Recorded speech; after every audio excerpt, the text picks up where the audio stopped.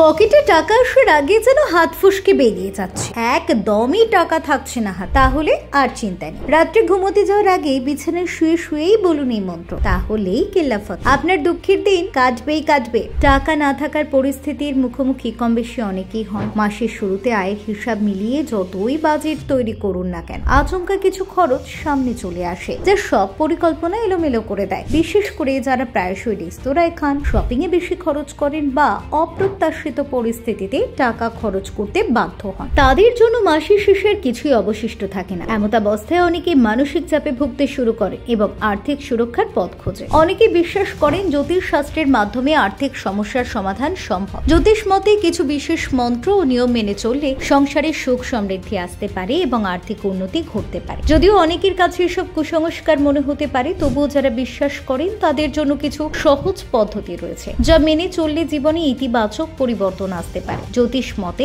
রাতে ঘুমানোর আগে কিছু নির্দিষ্ট কাজ করলে আর্থিক উন্নতি ঘটতে পারে। প্রথমেই 1 গ্লাস জল পান করতে বলা হয়। এরপর বেডরুমে হালকা আলো জ্বালিয়ে হাঁটু মুড়ে বসার পরামর্শ দেওয়া হয়। এই অবস্থায় চোখ বন্ধ করে 3 বার ত্রিম ত্রিম ত্রিম মন্ত্রটি উচ্চারণ করতে বলা হয় নিয়মিত এটি করলে 1-2 দিনের মধ্যে সুখবর আসতে শুরু করবে এবং আর্থিক অবস্থার উন্নতি হবে। এছাড়াও রাতের শোবার আগে হনুমান চালিসা পড়ার পরামর্শ দেওয়া হয়। জ্যোতিষশাস্ত্র অনুসারে হনুমান চালিসা পড়লে বাধা বিপত্তি কেটে যায় এবং সংসারে সমৃদ্ধি আসে। অনেকের বিশ্বাস এটি শুধু অর্থনৈতিক উন্নতি নয়, মানসিক শান্তিও এনে দেয়। তবে মনে রাখতে হবে, এসব পদ্ধতি আসলে বিশ্বাসের উপর নির্ভর করে। বিশ্বাসে মিলায় বস্তু, তর্কে বহুদূর। এই কথাটি এক্ষেত্রে বেশ প্রাসঙ্গিক। যারা জ্যোতিষ শাস্ত্রে বিশ্বাস করেন তারা মনকে বিশ্বাস নিয়ে এই পদ্ধতিগুলি অনুসরণ করলে মানসিক শান্তি ও আত্মবিশ্বাস বাড়তে পারে, যা কর্মক্ষেত্রে ইতিবাচক প্রভাব ফেলে এবং আর্থিক উন্নতির পথ সুগম করে। তবে শুধু জ্যোতিষ শাস্ত্রের উপর নির্ভর করলেই চলবে না। আর্থিক স্থিতিশীলতা পেতে চাইলে কিছু ব্যবহারিক পদক্ষেপও মেনে চলা উচিত। প্রথমেই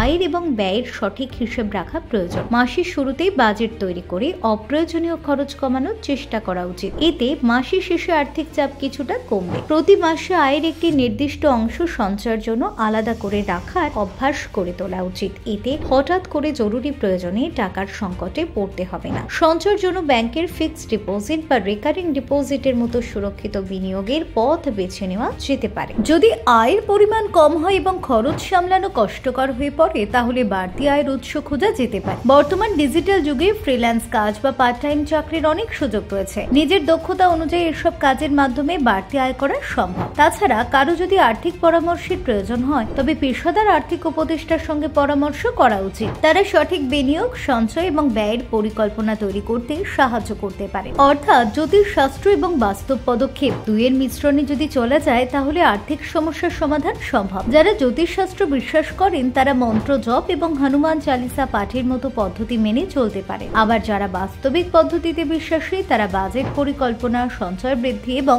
বাড়তি আয়ের উৎস খুঁজে পেতে পারেন। সবারই আর্থিক নিরাপত্তা এবং সচ্ছলতার প্রয়োজন। তাই কোনো পদ্ধতি অনুসরণ করবেন কিনা বা সেটা কোন পদ্ধতি, তা সম্পূর্ণ ব্যক্তির বিশ্বাস এবং জীবনের লক্ষ্য অনুযায়ী নির্ধারিত হবে। তবে সবচেয়ে গুরুত্বপূর্ণ বিষয় হলো, যে পথই বেছে নিন না কেন, তাকে মন থেকে বিশ্বাস করে এবং নিয়মিতভাবে অনুশীলন করলেই কেবল ফল পাওয়া সম্ভব। আপনার শুভাকাঙ্ক্ষীদের কাছে এই ভিডিওটি পৌঁছে দিতে প্রচুর পরিমাণে শেয়ার করুন। ভিডিওটি অবশ্যই লাইক করুন, কমেন্টে জানান কোন ধরনের তথ্য আপনারা পেতে চান। চ্যানেলটিকে সাবস্ক্রাইব করে আমাদের পাশে থাকুন। কমেন্টে লিখুন, জয় সনাতন ধর্মের জয়।